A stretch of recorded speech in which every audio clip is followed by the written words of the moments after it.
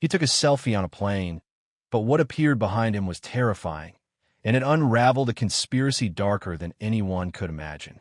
What started as an ordinary flight quickly turned into a chilling journey through deception, danger, and a race against time to expose a truth buried deep by those in power. Before we begin, let us know where you're watching from and drop in the comments below. Then make sure to follow the channel so you never miss stories like this one. Now lean in, stay sharp, and let's begin. Jack felt the familiar buzz of excitement mixed with unease as he settled into his window seat on the late-night flight from New York to Chicago. The airport had been crowded, noisy, and chaotic, but here, 30,000 feet in the air, a strange calm settled around him. He glanced out the window, watching the city lights shrink beneath him as the plane began its ascent. His fingers itched for his phone. He wanted to capture this moment, something to hold onto from the long day of travel. With a quick smile, he angled the camera toward himself and snapped a selfie. The flash lit up the cramped space inside the cabin, catching the pale glow of the overhead lights and the rows of passengers around him. Jack barely registered the faint shape behind him in the frame. The flight attendant's voice came over the intercom, reminding everyone to fasten their seatbelts and prepare for takeoff. Jack leaned back, feeling the rush of the engines push him into the seat. As the plane climbed through the clouds, he watched movies, scrolled through social media, and chatted with a few fellow travelers. But something about the selfie nagged at him, a vague sense that something was off. He shrugged it away. Maybe he was just tired. The hum of the aircraft mixed with the murmurs of passengers created a strange lull, and Jack's eyes began to grow heavy. He took one last look at his phone, scrolling through the photos he had taken today, including that one selfie. The dim cabin light flickered once, and Jack's breath caught when he noticed a blurry figure reflected behind him in the photo. It was faint, almost translucent, but the shape was unmistakably human, with hollow, dark eyes staring straight at the camera. Jack's heart skipped a beat. Was it some trick of the light, or a shadow cast by the window? His rational mind tried to explain it away, but a cold shiver ran down his spine. The plane's gentle rocking now felt more unsettling than soothing. Jack locked his phone and stared out the window again, forcing his thoughts elsewhere. The city below had vanished, replaced by an endless blanket of darkness, sprinkled with distant stars. Somewhere far behind him, the faint murmur of other passengers continued, but the eerie feeling that someone unseen was near lingered in the back of his mind. Jack shook his head, tried to dispel the creeping anxiety. He told himself it was nothing, just travel fatigue playing tricks on him. Still, the unsettling image from his selfie refused to leave his thoughts as the plane sped through the night sky, carrying him toward his destination in an unknown encounter that would change everything. Later that night, as the plane cruised steadily through the dark sky, Jack finally found a quiet moment to review the photos he had taken earlier. His fingers tapped nervously on the screen as he opened the selfie album, pausing when he reached the image he had snapped just before takeoff. At first glance, it was a typical travel photo, Jack smiling faintly, the airplane seat and window framing him perfectly. But then he zoomed in, squinting at the background, and froze. Behind him, almost hidden in the dim cabin light, was a shadowy figure. It wasn't a passenger he could recall seeing or anyone he had noticed moving around. The shape was ghostly, blurry, but the eyes seemed to burn into the image, hollow, dark, and filled with a deep, inexplicable sadness. Jack's heart hammered in his chest. He tried to rationalize it. Maybe the reflection of the plane's interior or the play of shadows from the overhead lights created an optical illusion. He told himself it was probably nothing more than a trick of the camera lens or the angle of the flash. Yet, despite these explanations, an icy chill crawled up his spine, and his skin prickled as if warning him of something unseen. He stared at the photo for several minutes, almost afraid to blink. The figure's expression, though faint, appeared almost human, but completely empty, a hollow stare that made the hairs on his neck stand on end. Jack turned his phone off and slid it into his pocket, trying to shake the strange feeling of unease that now settled over him like a dark cloud. He glanced around the cabin. Most passengers had their heads down, some asleep, others scrolling through their own devices, unaware of the growing tension within Jack. He took a deep breath and leaned back in his seat, telling himself firmly that it was just his imagination. Maybe he'd had one too many stressful days, and the exhaustion was playing tricks on him. But deep inside, a nagging voice whispered that something wasn't right. Minutes passed, and the soft hum of the engines seemed to throb louder in his ears, almost like a heartbeat. Jack tried to focus on a movie playing on the screen in front of him, but his thoughts kept drifting back to the mysterious figure in the selfie. He could almost hear a faint whisper, though when he looked up, no one was near. The cabin lights dimmed further as the flight entered the quieter phase of the journey. Jack's attention was drawn once again to the back of the plane, where he swore he saw a flicker of movement out of the corner of his eye. His breath caught. No one should be moving back there. The rows were mostly empty, and the flight attendants had finished their rounds. He slowly turned his head, eyes scanning the empty aisle and seats. There was nothing but darkness and silence. Jack blinked and shook his head, trying to dismiss the sensation of being watched. Still, an overwhelming feeling of dread had taken root deep inside him. He pulled out his phone again and hesitated, fingers trembling slightly as he unlocked the screen. The photo remained on display, the ghostly figure behind him unchanged. Then, almost imperceptibly, the figure seemed to shift, as if it was trying to communicate something. Jack's breath hitched, and he quickly locked the phone, stuffing it away once more. His heart pounded in his ears, and he tried to steady his breathing, reminding himself that it was just a random coincidence. But the image haunted him. Jack realized, with a sinking feeling, that this was no ordinary travel photo. Something else was in that picture, something not meant to be seen. And somewhere behind him on the plane, something or someone was very much present. The unsettling feeling that had taken root in Jack's chest only grew stronger as the flight progressed. Every now and then, a faint noise from the back of the plane caught his attention. A soft whisper, almost like a breath, or the sound of footsteps echoing faintly in the otherwise still cabin. At first, he tried to ignore it, telling himself that the airplane was just creaking or that other passengers were moving around. But the whispers had a strange quality, almost like voices calling his name, barely audible but unmistakably there. Jack's eyes darted around nervously, scanning the rows behind him. Yet, there was no one, just empty seats and dim shadows. His heart raced as the whispers grew louder, more urgent, but still no crew member or passenger appeared nearby. It was as if the sounds were coming from thin air. He tightened his grip on the armrest, trying to focus on anything else. The safety instructions played over the speakers, and a flight attendant passed by, smiling politely as she checked on passengers.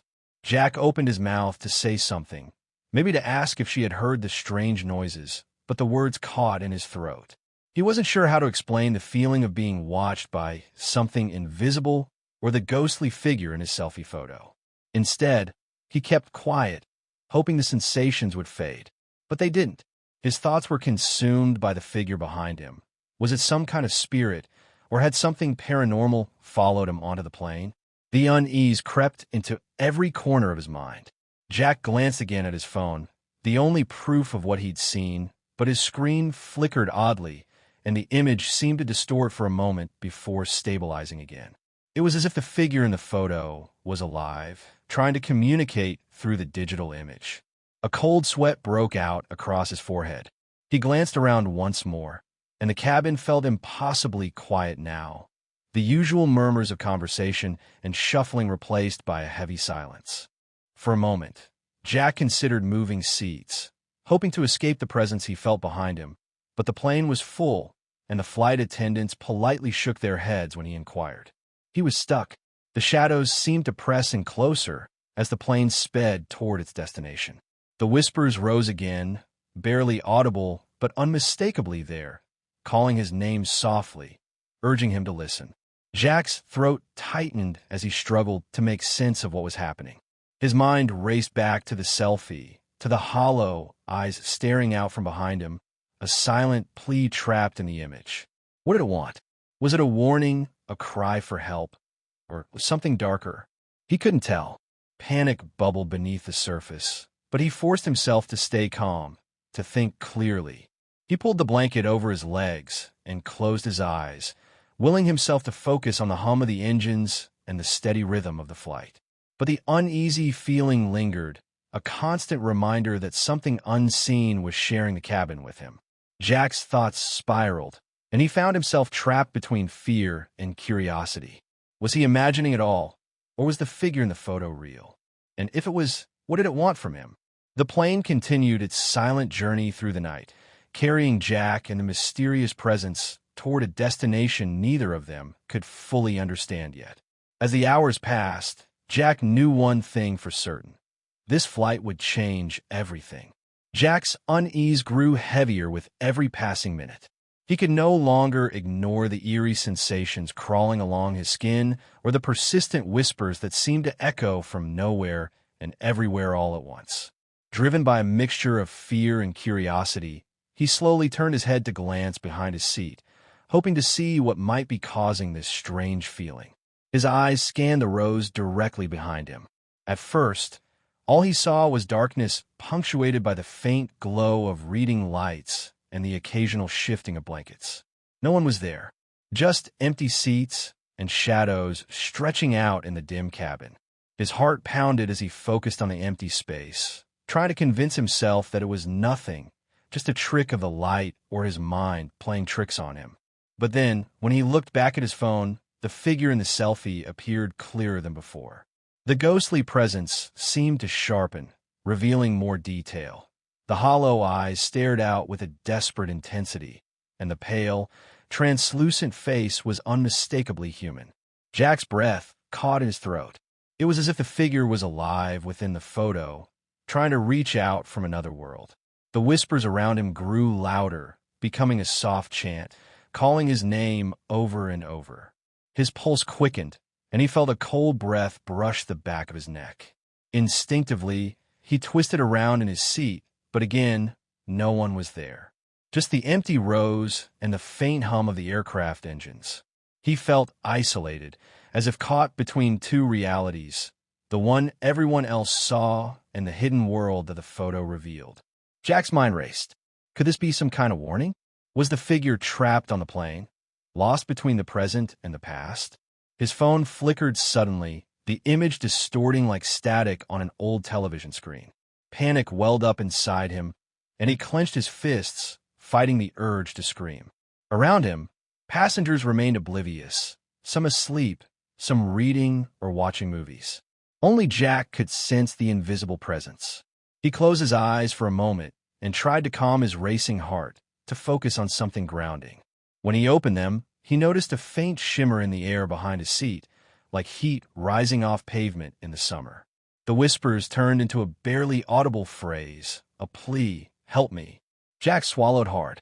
He was no longer sure if this was a hallucination or something real, but the urgency in the voice was undeniable. Summoning every ounce of courage, he decided to confront the unknown.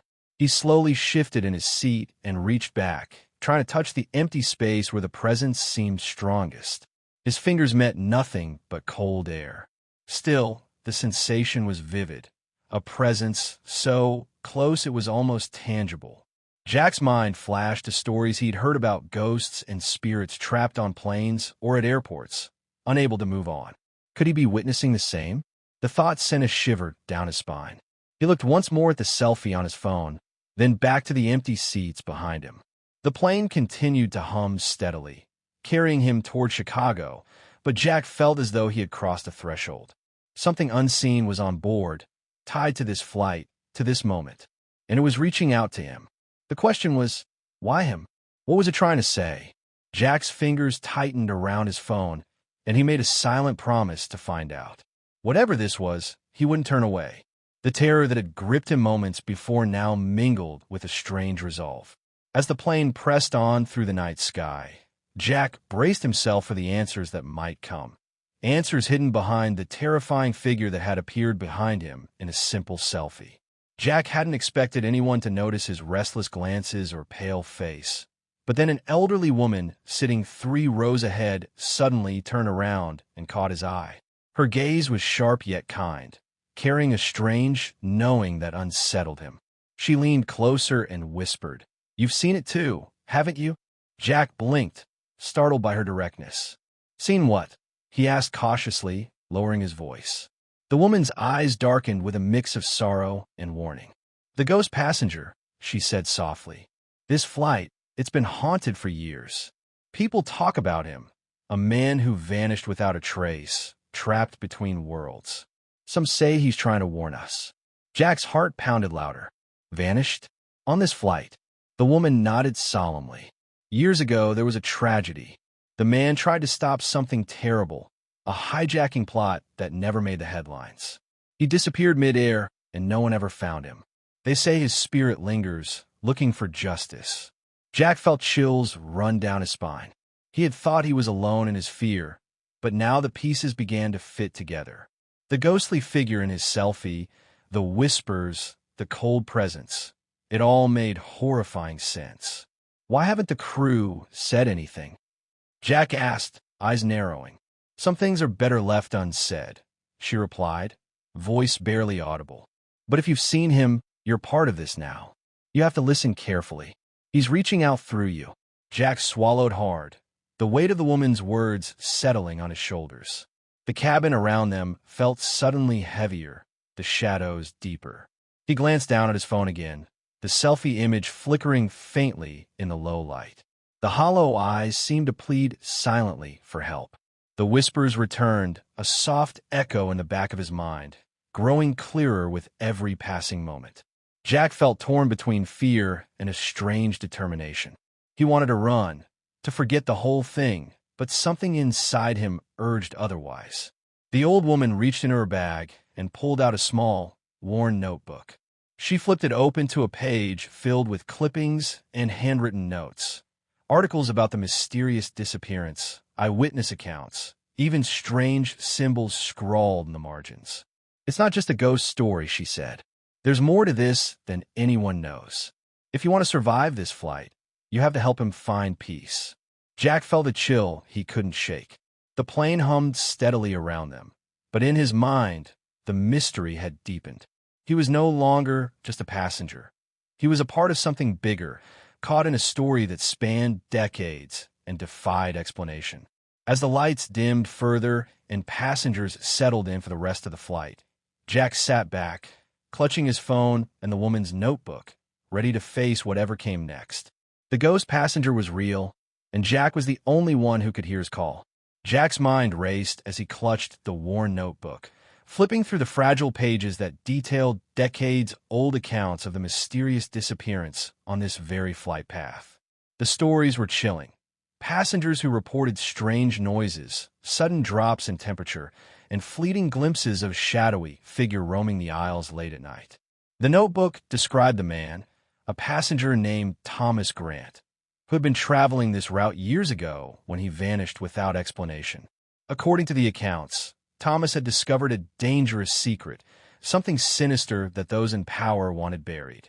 The old woman beside Jack explained that Thomas had tried to expose the plot, but never made it to his destination. Jack looked up, searching her eyes. "Why tell me all this now? What do you want me to do?" She replied softly, "You're the first to see him clearly, and only you can help." Jack swallowed hard. The weight of responsibility settled on him like a heavy cloak. He had to find out what Thomas was trying to reveal before it was too late. But how? The plane's cabin lights dimmed even further, casting long shadows that danced ominously along the walls. Jack felt a presence beside him, the air growing cold and thick. He glanced behind him. Empty seats, but the feeling of being watched intensified. The whispers returned, this time a desperate plea. Find the truth. His heart hammered against his ribs. He opened his phone and zoomed in once more on the selfie. Thomas's ghostly face seemed more vivid, his eyes filled with urgency. Jack took a deep breath and resolved to uncover the secret Thomas had died trying to protect. He began to quietly ask nearby passengers if they'd experienced anything unusual, but no one seemed to notice. It was as if the haunting presence was visible and audible only to him. The flight attendants moved silently through the aisles, unaware of the growing tension. Jack realized that this was not just a ghost story or a simple haunting. There was something dangerous, something hidden deep in the past that was still influencing the present. He flipped through the notebook again, looking for clues, a name, a place, any detail that could lead him to the truth. Hours passed, and the plane steadily approached its destination. The whispers faded but never disappeared entirely.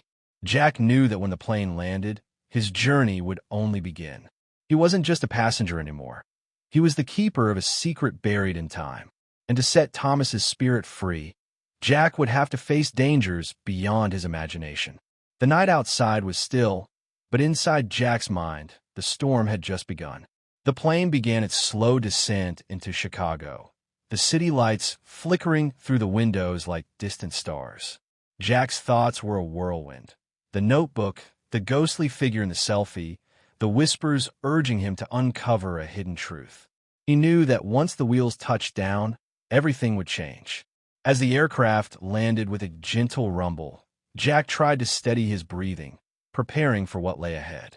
He wasn't sure exactly what he was getting into, but the sense of urgency was undeniable. Once the plane taxied to the gate and the seatbelt sign flicked off, passengers began to gather their belongings and prepare to disembark. Jack's heart raced as he slipped the notebook into his jacket pocket and stood, ready to face the unknown. As he moved down the aisle, he caught glimpses of familiar faces, all engrossed in their own worlds, oblivious to the unseen forces that had haunted this flight. Outside, the cool night air awaited, a stark contrast to the confined space where Jack had been trapped with the mysterious presence. Stepping off the plane, Jack felt the weight of the notebook in his hand and a determination to find the truth behind the ghostly figure. He knew that Thomas Grant's story was more than just a legend. It was a secret buried deep beneath the surface of time, a secret that some wanted to keep hidden at all costs. The airport bustled with life, but Jack's focus was razor-sharp. He made his way to the baggage claim, the whispers still echoing faintly in his mind. He remembered the woman's warning. He was now part of something bigger. Pulling out his phone, Jack began researching Thomas Grant. He found an old news article buried in online archives about a disappearance on a similar flight decades ago. The report was vague, but hinted at a conspiracy involving powerful individuals and a mysterious cargo that vanished along with Thomas. His pulse quickened as he realized this was no coincidence. Jack decided to visit the local library and dig deeper into the history of that flight. The airport seemed to fade away as he stepped outside, replaced by the cold night air and the glow of city lights. He hailed a cab and gave the driver an address near the old city archives. On the way, Jack's thoughts swirled with questions. Who was Thomas Grant? What was the dangerous secret he had uncovered? And most terrifying of all, why had the spirit appeared to him? The driver chatted casually, unaware of the storm brewing in Jack's mind. At the archives, Jack pored over dusty newspapers, forgotten records, and old flight logs. The pieces began to fall into place. Thomas had been a whistleblower, carrying evidence that would expose a smuggling ring operating under the radar. His disappearance was no accident. It was a silencing. The ghostly figure in the selfie wasn't just a phantom. It was a desperate cry for justice. Jack knew that finding the truth would be dangerous, but he was no longer afraid. The haunting had marked him, and now he was determined to bring light to the darkness. As the night deepened, Jack made a silent vow. He would uncover what had happened to Thomas Grant, and he would make sure his story was heard. The journey ahead was uncertain, but Jack was ready to face whatever waited in the shadows. The following morning dawned cold and gray over Chicago, but Jack was wide awake before the sun had even risen. Sleep had eluded him, his mind tangled in the threads of the mystery that now consumed his every thought. The ghostly figure in the selfie, the whispers on the plane, the old woman's notebook, all had left an indelible mark on him. He felt as though Thomas Grant's spirit was tethered to his own fate, guiding him toward the truth.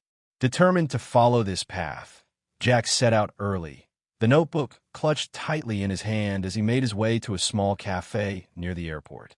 He needed to gather his thoughts and plan his next move. Over a strong cup of coffee, Jack reviewed the notes and articles he had gathered the night before. The smuggling ring Thomas had uncovered seemed to be part of a much larger network, one that spanned continents and involved influential people with deep pockets and darker intentions. Jack had told him this was no ordinary conspiracy.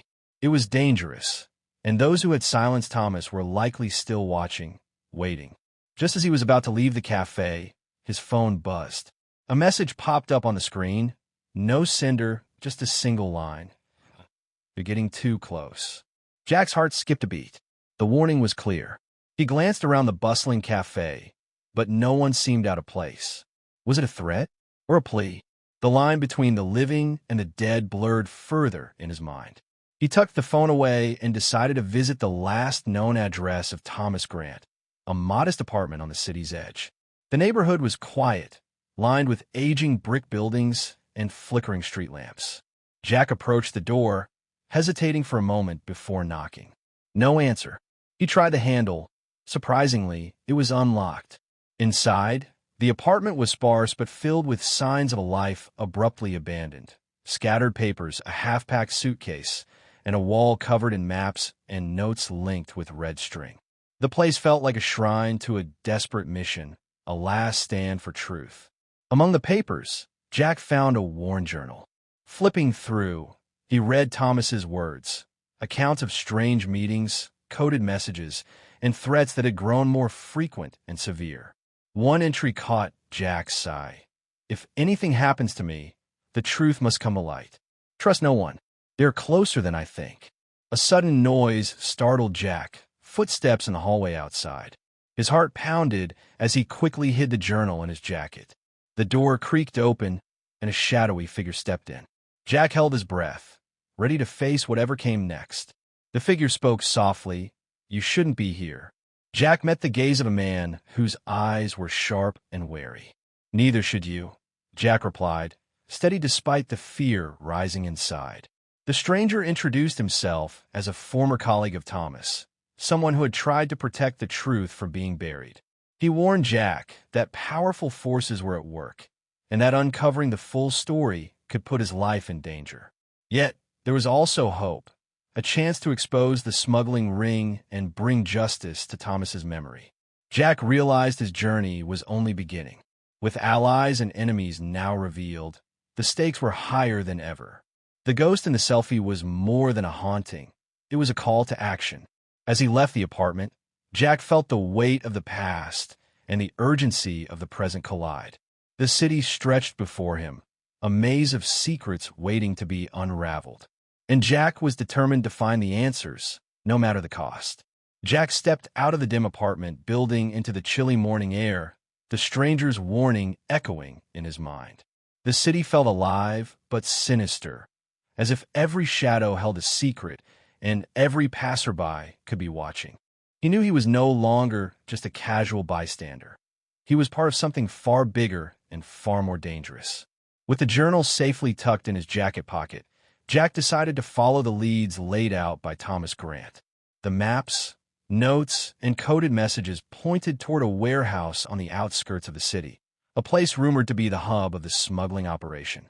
The cab ride was tense, with Jack keeping his eyes peeled for any sign of being followed. The streets blurred past in a mix of fog and dawn light. When the taxi stopped near a run-down industrial district, Jack paid the driver and slipped quietly into the maze of alleys and empty buildings. The warehouse loomed ahead, a hulking, rusted structure surrounded by chain-link fences topped with barbed wire. Despite its decay, there was a sense of guarded secrecy about the place. Jack circled the perimeter, careful to stay hidden. He noticed faint footprints in the dirt and signs of recent activity, tire tracks, discarded wrappers, and the faint smell of gasoline. His pulse quickened. This was no abandoned relic. It was still in use. Jack's fingers brushed the edges of the journal in his pocket. According to Thomas's notes, this warehouse was where the illicit cargo had been stored, the same cargo that had triggered the events leading to Thomas's disappearance. Suddenly, The sound of footsteps behind him made Jack spin around, heart in his throat. A security guard patrolled the area, flashlight cutting through the darkness. Jack ducked behind a stack of wooden crates, barely breathing as the guard passed by.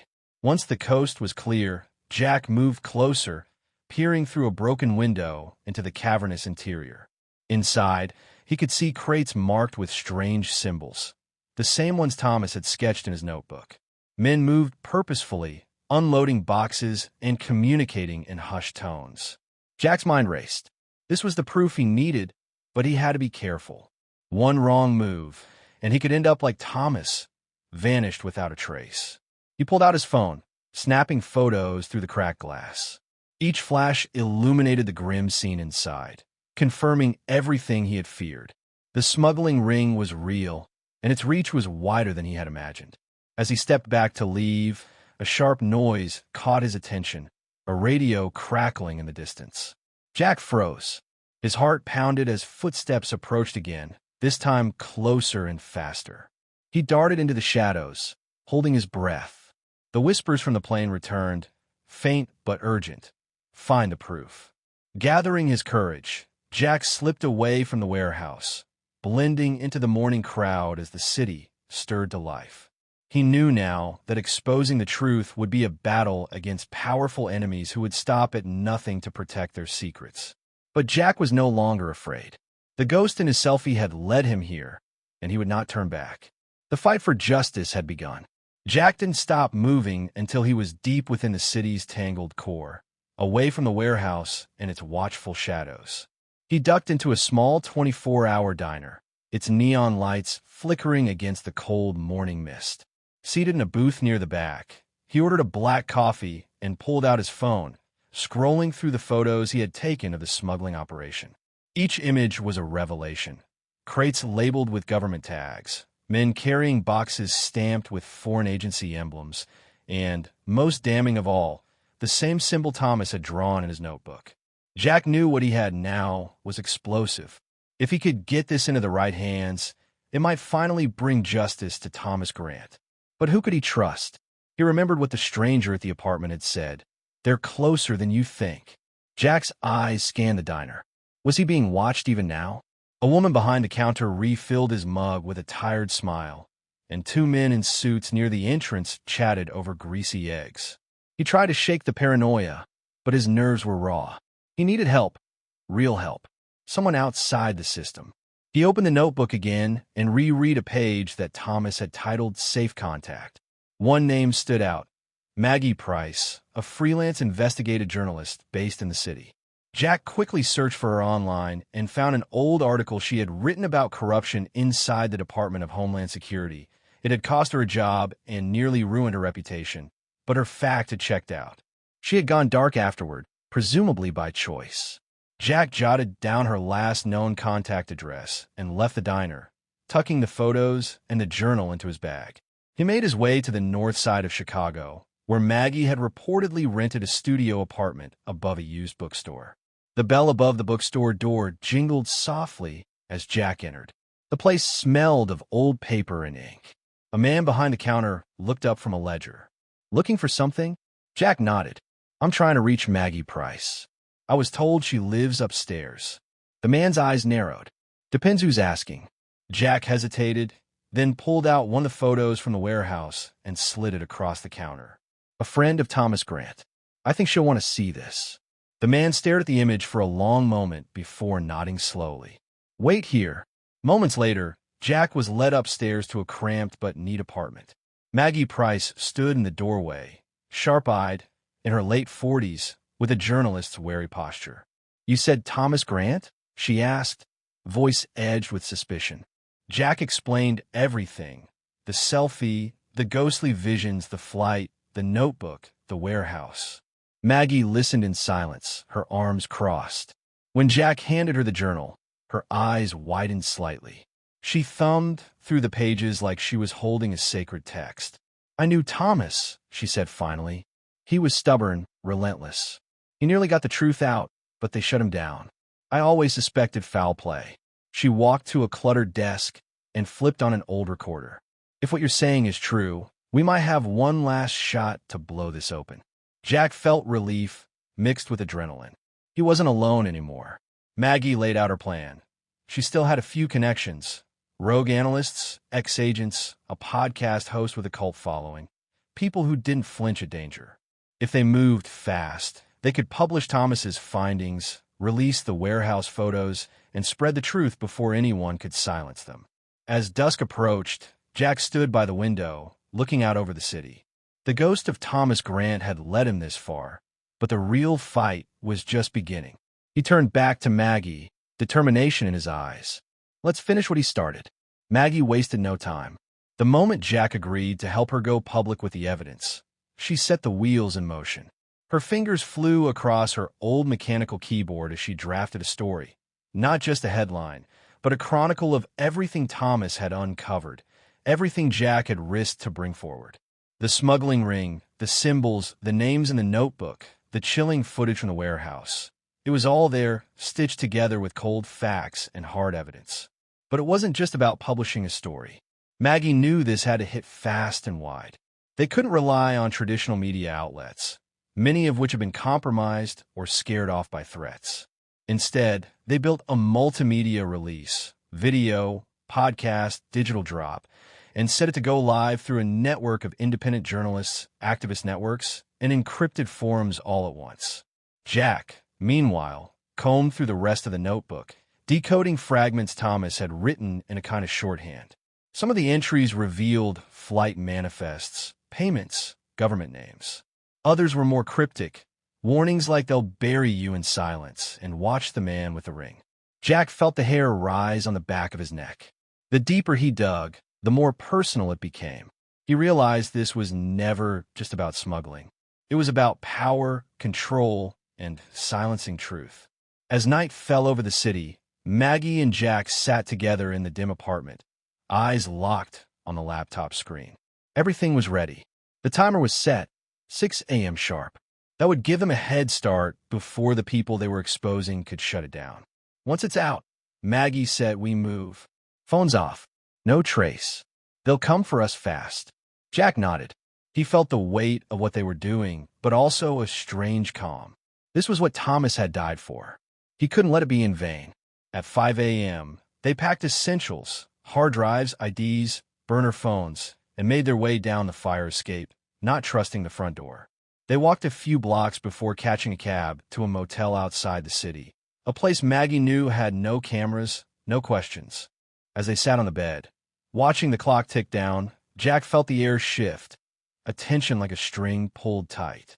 Then, 6 a.m., the laptop buzzed. The release had launched. Within minutes, the story exploded online. Hashtags trended.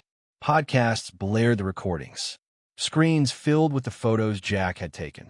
Reddit threads, TikTok summaries, underground blogs. The story spread like wildfire. And with it came the reaction. Dozens of whistleblowers stepped forward, emboldened by the reveal. Anonymous sources confirmed the operation's existence. Former employees of the airline and government agents began sharing similar experiences of intimidation and cover-ups. Jack stared at the chaos unfolding on screen, unable to look away. We did it, he said, voice trembling. But Maggie didn't smile. Her eyes were locked on her phone. We have to move. Now. She turned the screen toward Jack. A text message glowed. No number. Just 4 words. Too late. They know. Jack's blood ran cold. He grabbed the backpack and followed Maggie out of the motel into the gray dawn. Somewhere behind them, he swore he heard footsteps, steady, measured. But when he looked back, the street was empty.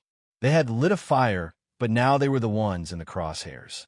As they vanished into the waking city, Jack knew the storm wasn't over. It had just begun.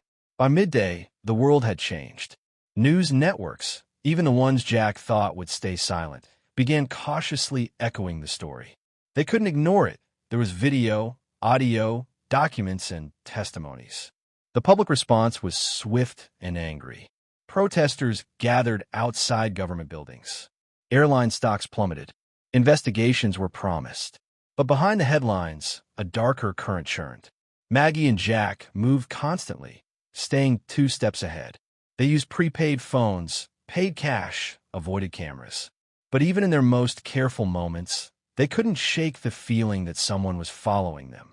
Jack noticed a black SUV idling across from a diner they visited. At a gas station, a man in a gray hoodie lingered too long near their pump. They were being hunted, no question. Maggie had seen it before. They'll try to make this disappear. Us too, she warned. That night, they holed up in a storage unit rented under a fake name. The air was stale, and the only light came from a camping lantern. Maggie spread out the last of Thomas Grant's materials across a folding table. She pointed to a single word scrawled on the final page, anchor point. Jack stared at it. A person? Place? Maggie shook her head. I don't know. But Thomas circled it like it was the key to everything. They dug deeper. Anchor Point, as it turned out, was a facility, a joint military and intelligence contractor in Virginia with links to classified cargo transport programs. Thomas had tried to get inside 6 months before he vanished. His notes described containers being flown out under humanitarian codes, despite there being no disaster zones in the destination countries. One entry read, Anchor Point equals distribution hub, not just smuggling, something worse. Jack felt a chill run through him. It was more than weapons or contraband. The implication was global, a covert operation that stretched across continents and bypassed oversight. He looked at Maggie. If we go there, we may not come back. She didn't hesitate. Then we go in with everything we've got. Over the next 48 hours, they worked nonstop. Maggie made contact with a hacker known only as Glyph, who agreed to create a data trail that would automatically alert major media if anything happened to them.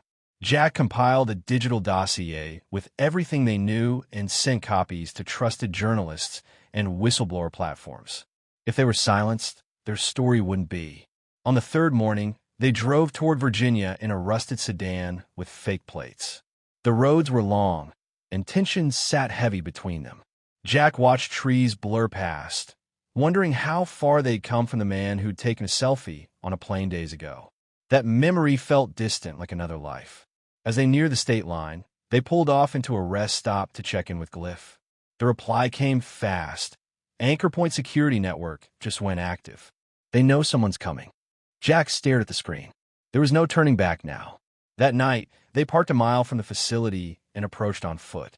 Anchor Point rose in the distance, a sprawling compound surrounded by floodlights and razor wire.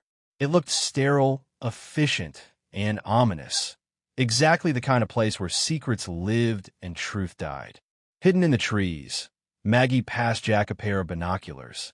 Through the lenses, he saw trucks being loaded, men in military fatigues speaking into radios, and, shockingly, one of the same men he'd seen in the warehouse. The connection was clear. This wasn't just a lead. It was the route. Jack whispered, "This is it." Maggie nodded. We get inside, we get proof, and we end it. As the wind rustled through the trees and the compound lights shimmered below, Jack felt no fear, only resolve. Whatever Anchor Point was hiding, they were going to bring it into the light. The woods were silent as Jack and Maggie crouched low beneath the dense underbrush, their breaths fogging slightly in the cold night air. Anchor Point loomed ahead, lit by floodlights that swept across the perimeter in slow, mechanical arcs. Razor wire curled along the fences like a warning. Jack checked his watch, 2:47 a.m. The shift change Thomas had noted in his journal would be happening in 13 minutes. We go then, Maggie whispered. Security will be focused on the gates. That's our window. Jack gave a tight nod. His pulse pounded in his ears, but his hands were steady. Everything they'd worked toward, the evidence, the stories, the truth, hinged on what they would find inside. If Anchor Point really was the heart of the operation, the final piece of Thomas's investigation, then this was their moment to prove it. When the time came, they moved fast and low, staying in the blind spots between cameras. Maggie led them to a maintenance tunnel partially hidden beneath a concrete overhang, exactly as Thomas had described in his diagrams. The rusted hatch groaned softly as Jack pulled it open, and they slipped inside, crawling through stale, damp air for what felt like an eternity. When they emerged, they were beneath the facility itself. in a sub-basement filled with pipes and humming machinery.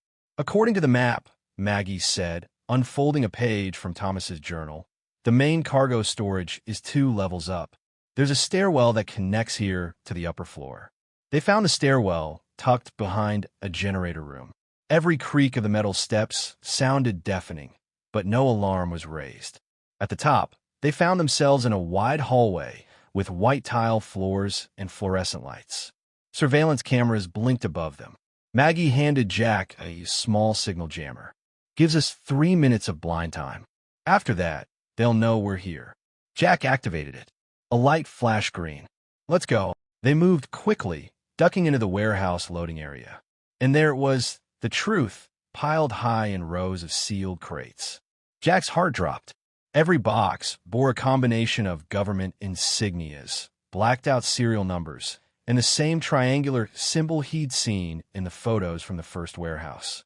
Some were marked biological, others humanitarian, but many were labeled only with vague code strings and red warning seals.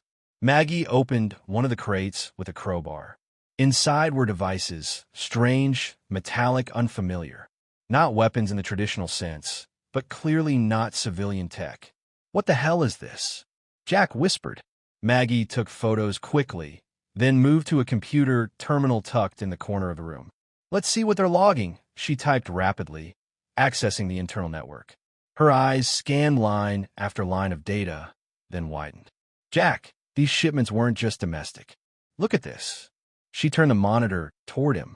Destinations around the globe. Yemen, Caracas, Kinshasa, even small towns in the U.S., remote, rural places with no reason to receive government cargo. These aren't supply runs, she said, her voice tight. They're drops. Controlled deliveries. But of what? Then the door behind them clicked. Jack spun. A man in a suit entered slowly, flanked by 2 armed guards. His voice was calm. You shouldn't be here. Maggie stood her ground. You don't scare us. The man smiled, almost sadly. That's the problem with the truth. People think it will save them. But the truth doesn't matter when no one's left to speak it. The guards raised their rifles. Jack's instincts took over. He slammed the emergency alarm button beside the door, plunging the room into chaos. Red lights flashed. A siren blared. Maggie grabbed the hard drive and the camera, yelling, "Run!" They sprinted down the corridor as the facility erupted behind them. Jack felt something rip past his shoulder, gunfire. But he kept going. They had what they needed. Now, they just had to get out alive. The night air hit Jack like a slap as he and Maggie burst out of the emergency exit into the woods behind the facility. Alarms blared from every direction, and floodlights snapped to life, sweeping through the trees like search beacons. They didn't stop running. Behind them, the shouts of security personnel and the crack of gunfire tore through the dark. Jack's lungs burned. His right arm throbbed where a bullet had grazed him back inside, but he clutched the hard drive tightly, refusing to let go. Maggie stayed ahead, ducking low and moving fast through the underbrush with practiced precision. Every few feet, she looked back to make sure he was still there. Keep going, she yelled. We're almost to the stream. Thomas's notes had shown a creek that ran parallel to the south fence, a natural blind spot in the compound surveillance. If they could reach it, they had a chance. Behind them, dogs barked, men shouted, and the woods seemed to close in. Jack's foot caught a root. He hit the ground hard, the wind knocked from his lungs. Maggie was at his side in an instant, pulling him up. You good? I'm fine, he gasped, pushing to his feet. Blood smeared down his sleeve, but adrenaline dulled the pain. They reached the stream moments later and slid into the cold water, letting the current pull them along as the sound of pursuit faded behind them. Jack gritted his teeth as branches scratched his arms and stones bit into his knees. The water was freezing, but it masked their scent and sound. When they finally crawled out on the other side, soaked and shivering, they lay flat for several minutes, listening. Nothing. No voices. No dogs. Just the chirp of crickets and the distant echo of sirens. I think we lost them, Maggie whispered. Jack nodded, chest heaving. What about the footage? Maggie unzipped her jacket and pulled out the soaked but sealed camera bag. Still dry. And the hard drive. Jack held it up. It was dented but intact. Got it. They made their way to a predetermined rendezvous point, a crumbling barn on a private property miles from Anchor Point. Inside, a portable generator hummed softly, and a field laptop sat ready. Maggie connected the hard drive and immediately began uploading the contents to a secure cloud. Jack pulled off his wet shirt and checked the wound. Just a graze, but it looked nasty. Maggie handed him a first aid kit and sat beside him. "You saved us back there," she said quietly. Jack shook his head. "We saved each other." The files were massive. Hours of surveillance logs, internal memos, inventory manifests, video feeds of shipments being labeled and redirected to unknown destinations. One file was audio, a high-level conference call discussing population influence strategies and preemptive destabilization packages. Another showed test footage, devices being deployed in isolated areas, their effects unclear but clearly powerful and likely harmful. Maggie's hands trembled as she copied the last file. "We have enough to not just expose this, but to take it down permanently. If we get out," Jack added. "We will," Maggie said. "We have enough contacts now. This is too big to bury. Even they can't cover this up forever." But just as the final file uploaded, the barn's lights flickered, then died. The generator had gone silent. Jack stood, scanning the darkness. That's not good. Outside, the gravel crunched under tires. A vehicle had pulled up. Headlights shone through the cracks in the boards, blinding. Maggie grabbed the laptop and the backup drive. "We run," she said. But Jack didn't move.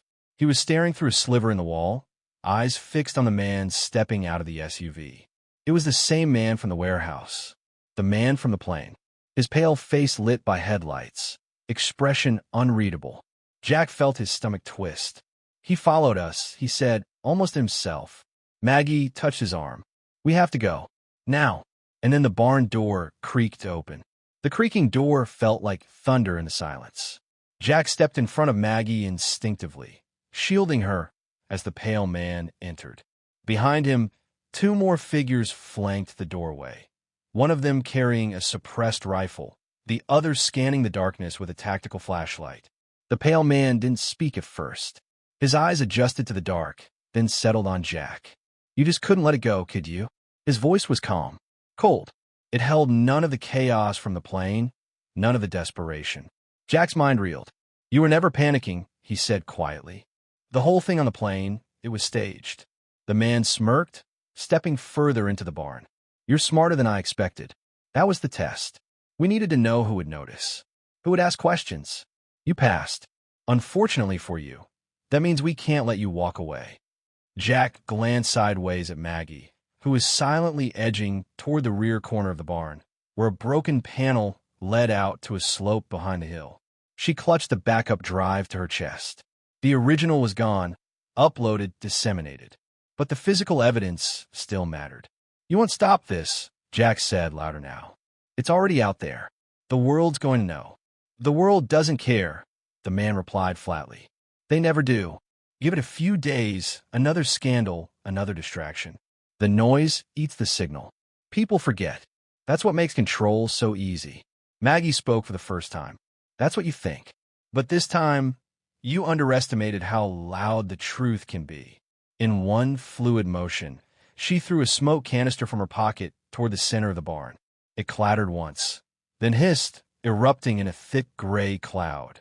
Shouts followed instantly. The beam of the flashlight vanished into the haze. Jack grabbed Maggie's hand, and they sprinted through the broken rear panel, ducking into the tall grass behind the barn as bullets tore into the wood above their heads. The hill was steep and slick with dew. They tumbled, half sliding, half running down into the dense woods. Behind them, orders were barked and footsteps gave chase. Maggie led the way this time, veering hard right toward the edge of a ridge.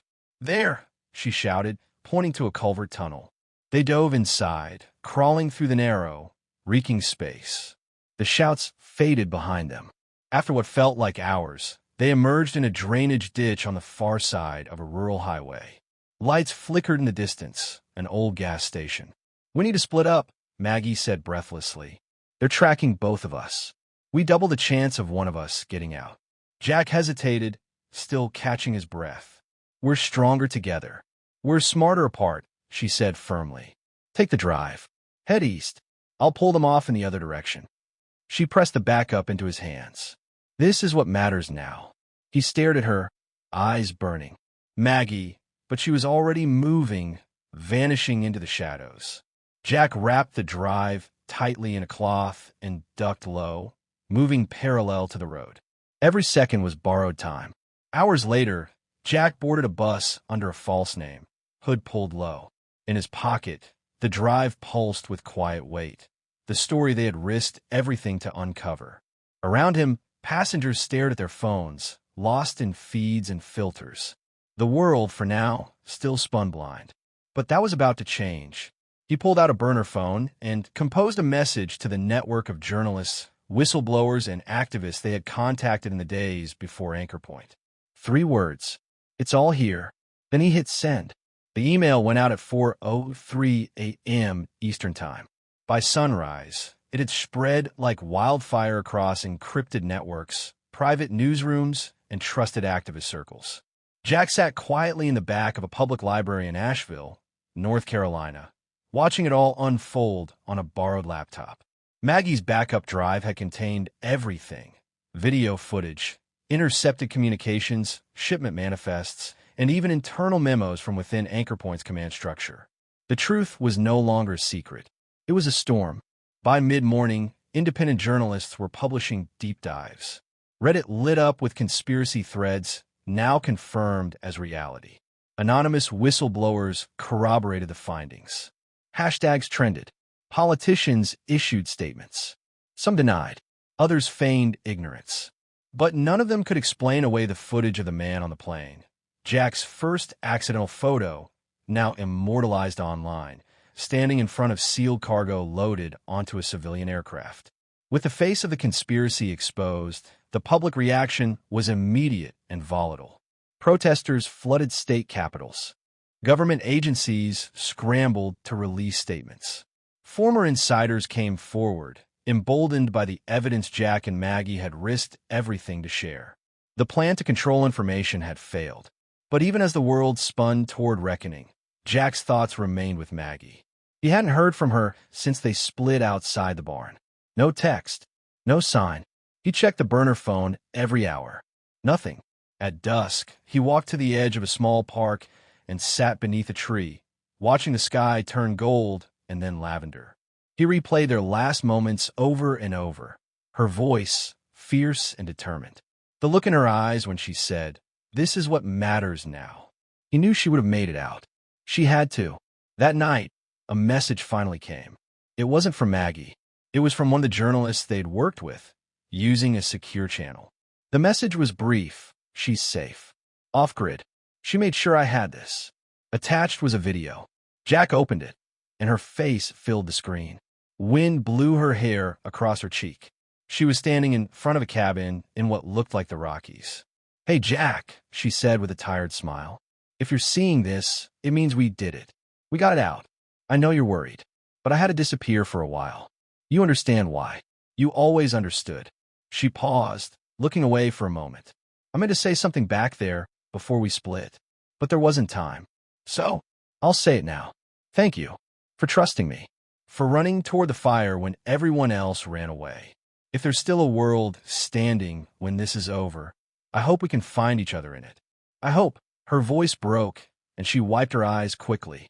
"Be safe. Stay invisible. The fight's not over, but we lit the fuse." The screen went black. Jack leaned back against the tree, heart heavy but full. She was alive. And more than that, they'd won, at least the first battle. The next few weeks were chaos. Congressional hearings. Resignations. Anchor Point was officially shut down, though Jack knew pieces of it would slither underground. The pale man from the plane disappeared entirely. No records. No sightings. It was as if he'd never existed. But people remembered. Survivors spoke. Families demanded justice. Change had begun, slow and hard-earned. A month later, Jack stood at the edge of a wide valley in Colorado, his backpack slung over his shoulder. The air was crisp, the sky impossibly blue. He followed a trail that wound through pine and rock until he saw it, the cabin from the video. A curl of smoke rose from the chimney, and there she was, standing on the porch, arms crossed, smiling as if she'd been waiting forever. "Took you long enough," Maggie called. Jack smiled, stepping onto the path toward her. "I had to finish a revolution first." She laughed, then ran to meet him halfway. And for the first time in a long time, the world felt quiet. Not because the fight was over, but because, for once, the truth had won. Sometimes, the most ordinary moments, like taking a selfie on a plane, can unravel a chain of events that shake the foundations of everything we think we know. Jack and Maggie never set out to become heroes. They were simply two people who refused to close their eyes when the world demanded silence. They faced fear, betrayal, and darkness, but they clung to hope, to truth, and to each other. And in the end, that made all the difference. Because no matter how deep the cover-up, no matter how powerful the machine, there will always be those willing to stand up, to speak out, and to risk everything for what's right. This was their story, but it could be yours too. Thank you so much for joining us on this journey. If you enjoyed this story and want to see more thrilling, thought-provoking tales like it, don't forget to subscribe to the channel, hit that like button, and most importantly, leave a comment below. We'd love to hear your thoughts. What surprised you most? What would you have done if you were in Jack's place? Your support helps keep these stories alive and inspires the next adventure. Until next time, stay curious, stay brave, and never stop asking questions.